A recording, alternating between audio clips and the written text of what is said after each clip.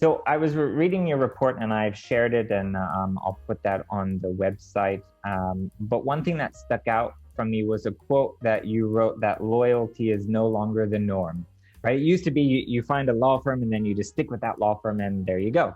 But now Mm. there's really no short of choice with law firms nowadays. And it seems like client experience is one of the very few real differentiating factors among law firms, right? Mm. Um, every law firm can price differently, and every law firm has offices all over the world, that sort of thing. But really, the client experience is something that really keeps you coming back. So, can you help us put into context what we're talking about when we talk about client experience versus like client service, and just help us on the, put that into context. Yeah, sure. And I might even go a bit further and say that it's potentially the only differentiator that law and professional service firms now have available to them. And knowing that differentiators can be quite hard to kind of identify and leverage. So yeah, look, the client experience at one level is really about any and all moments where, as a legal team, as a law firm, you will be interacting with your external client. So, so really, I might say that the client experience is any moment that matters, any moment where your service promise to clients is either made or broken. Given that clients and customers, we all know, I think today, what good service looks like and feels like, and we want more of it. So we're looking to find those things now within our professional service experience as well. So we'll include, things like how do we sound when we pick up the phone? What's the experience when we arrive at the office of a professional firm? How does a legal assistant, for instance, or an executive conduct herself or himself? How does the lawyer sound? How does that person come across?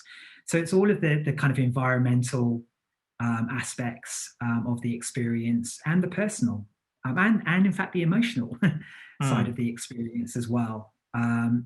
So in that way, it's kind of different and partly the same as perhaps marketing, which I'm sure we'll unpack a little bit. So, because you advise law firms in client experience, at what point does at what point does a law firm come to you and say, "Hey, I need help"? Is it usually because they've had a really bad feedback review, or why are they reaching out to someone like you or a consultancy to improve this? Yeah, look, great question, and I guess the answer is somewhere on a spectrum actually. From we've got some vulnerability. We're in danger of perhaps losing, let's say, an organizational client, or we've lost some clients, and so there's a weakness there that we need to deal with, commercially speaking, around our client service. But we actually find, and I think this is interesting as well for those on the call, that this is also opportunity driven. And that's motivating law firms today as well. The understanding that actually we're looking to be a service leader in the Mm. sector, and our clients are actually comparing us not just to other professional service providers, but to the best providers of service in the service world. And actually, we need to. That's an opportunity for us, therefore, to stand out. Mm. So it's both kind of, there are some threats and some vulnerabilities that often motivate firms, but equally there's the opportunity to become a law firm of choice for clients, but also for employees. And I'd like to talk about that a bit as well, to stand out in the market. Okay, so let's get into it. So let's say you have your business development manager, sitting behind the computer, and they know that this is an important part. They've seen some issues in their own firms. What are some of the easy things that, at the BD level, that we can do to improve the client experience, and how can we sort of raise this issue, bring it to the partnership, and make it more of an initiative? Okay, so there's several ways I think of answering that question, and there's several questions in there as well. So I think actually the first thing that could usefully be done is to perhaps try and look at the world slightly differently. So Mm. what do I mean by that? So I think firstly, it's about trying to understand what does this world look like from the client's perspective. You know, how might I go about seeing the world from that point of view? And we can talk more about that in a moment. But so there's that. But in terms of the quick wins, well, yes, of course, you know, we can get to know our clients more, and we can understand their commercial objectives and all of the things that you might traditionally be doing as a BD and marketing person within a firm. But what we found in doing this work is there are just really small things that make a big difference to clients. You know, it's almost the service basics of, you know, interacting with clients and delivering the work that again can be that biggest differentiator. If we do the basics consistently well by design, then we can really raise our game. We can really, I guess, connect the investment we might be making in marketing to drive traffic to our door, if I can use that type of phrase. Yeah, yeah. And then making sure that the service reality, the small things that make a big difference, actually stand up and support the investment we've made. So what are some of these basics? What, like, what's a thing that we can, you know, work on tomorrow? Yeah. Well, I mean, even things like if we consider the client's journey, you know, from the point of the initial interaction all the way through to delivery of the work and the completion of a matter, there are opportunities throughout that entire client journey. If we just focus on engagement, depending on the type of firm you are, but you know, imagine a prospective client making contact with your firm for the first time. How do we sound? How do we come across? You know, do we sound professional? Do we sound warm? And so, actually, I would again say that if we're looking for first steps, they might just be observational ones for now. Literally, how do we sound? How do we come across? Listen, look around you. Think about the environment. What do you hear and see happening when it comes to the first point of engagement? Yeah. Are we bringing to life our service, I guess? Yeah, in your report, as I mentioned before, 88% or so fail the first impression. So you have a client calling up the law firm, and usually they get a secretary or some sort of front desk person. And one thing you mentioned in the report is when they're transferring that call, right, to the appropriate lawyer, that the person who's calling knows who they're going to talk to and what their role is, what their job is. So is that secretary going to transfer them to a paralegal? Are they going to transfer them to a partner?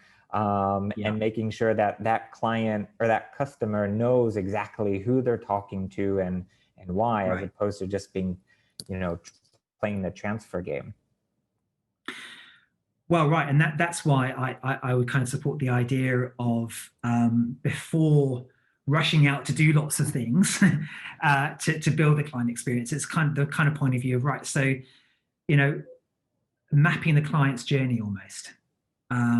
So, what happens first? What happens next when a prospective client makes contact with the firm? Where do they end up going? Who do they end up speaking to? And are we delivering an experience right there that adds up to the point where they're more likely to than not to want to take the next step, given it's a client you'd want to be engaged by. So, you know, if we can start talking about all of the touch points that there are with clients, and even if it's just a pen and paper, tomorrow you might do this, is just begin to almost sketch out what are the contact points. And how effectively do we manage those? Yeah, I just want to frame this again. I keep harking back to your report because it's so good. So the first thing you mentioned was contact with support roles, right? So the client originally is coming in, they're going to be talking to someone who's supporting. They're not going to be calling the partner straight off, right? So that's sort of the one section. And then the next one you mentioned was lawyers. You know, then they actually talk to the lawyer and they're sharing some advice. What are some of the common pitfalls or experiences that you've seen where law firms fail at this section, where the client gets to the lawyer, and then things sort of, the law firm drops the ball? What are some of the common issues you've seen? Yeah. So I'd recommend doing a couple of things. First of all, what do we say about ourselves on our website? You know, what's our service promise, right? So communication, we work as one team, we're responsive, all of those good things, right, that everyone says, and so they should. But what's the reality of that? So right, knowing that then if you have a receptionist, if you or a contact center, they are your directors of first impression. So, you know, what is that tone of voice? You know, good afternoon, so law firm, Carl speaking. You know, it's that type. You know, what are they conveying at that point? Having had that first contact, you know, it's interesting. You know, how often, for example, we may be cut off en route to speaking to a legal assistant or en route to speaking with a lawyer. So, you know, how effective is going from A to B? You know, are we concierge through from front desk through to lawyer? Interesting with lawyer contact.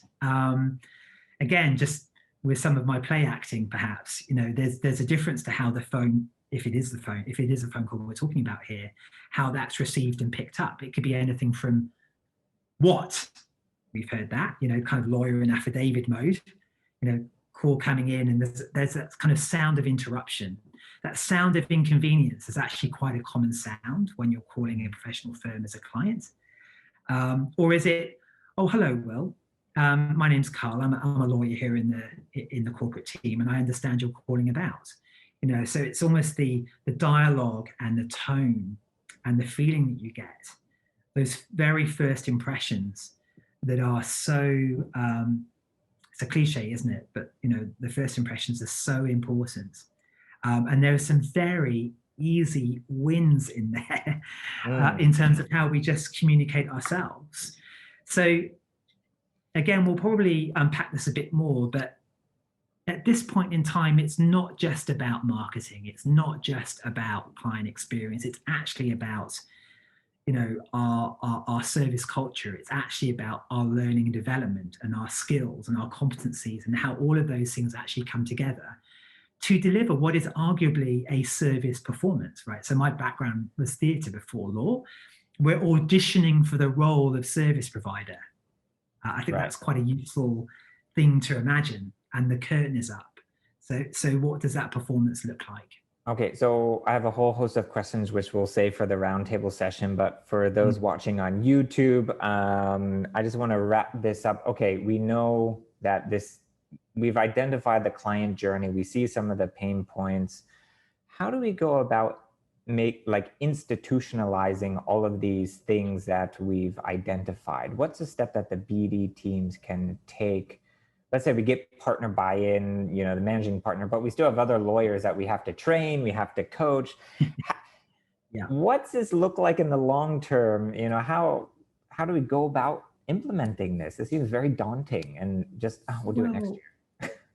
Yeah, well, look, I mean, I think breaking it down, and I'll speak to that in just a minute, you know, breaking it down into chunks or phases or, you know, discrete parts of work.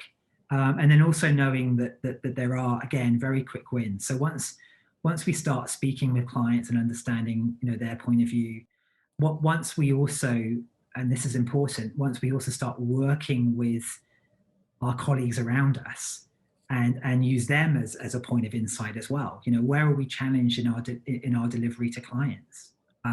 What is more or less difficult, you know, when we're trying to do our job well and get a good result with our clients. So it's about starting the conversations, you know, maybe starting some conversations with clients if you don't yet have that client insight process. Just have one or two conversations with some clients and talk about, you know, what's your everyday experience with us, as well as the conversation you might have about, you know, the client's strategic objective. Talk about the client journey, you know, what were the highs and lows, but also, and this is really important, also do that with people you work with internally. And what you'll find in the middle is there's this wonderful engagement that happens. I mean, it helps you also build the business case as well, because this is a story about the employee experience as much as it is a story about the client experience, and then the opportunity there is in the middle for the business to grow and succeed at higher levels. And you want to be the employer of choice, don't you, for your people, and also a provider of choice to your clients. And in there, as I'm repeating myself slightly, but in there is the business case to pitch to partners, and it's really important you can do that with confidence and have at least a sample of insight. What are our clients potentially saying about us, and actually internally speaking, what are some of the drivers there as well for the partnership then to kind of go, right, no, I get the challenges, and I might get some of the outputs here if we do better. Awesome. So there's an activation stage, Will, I would say. There's an activation stage, and that's probably the way to look at it, chunking it down to, right, so how do I get us in a good position first? Yeah, and that business case should be fairly easy to make because there's only benefits, right? Increased referrals, increased retention, all that good stuff. Yeah. All right, so for those on the call, just stay on. We're going to transition into the roundtable session. But for those watching on YouTube, what's the best place that anyone can get in touch with you, Carl? Thanks for asking. Yeah, so www.cxandlaw.com. So our website, of course, but also you can find me personally on LinkedIn, and I'd love to interact with you there. So those are two options. The website's full of really good resources as well, so feel free to download those and have a look. All right, great. Thanks so much, Carl.